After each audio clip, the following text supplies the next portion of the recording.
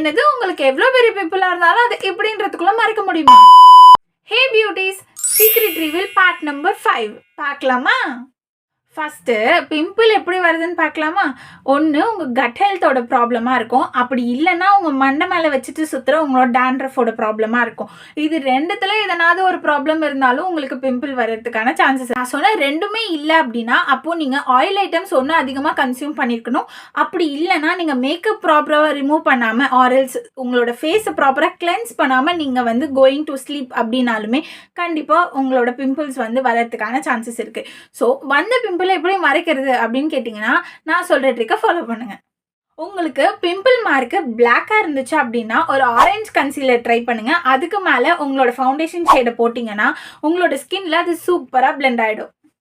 உங்களோட பிம்பிள் அப்போ பிங்க் கலரில் இருந்துச்சு அப்படின்னா நீங்கள் ட்ரை பண்ண வேண்டியது ஆரஞ்சு கலர் கன்சீலர் கிடையாது.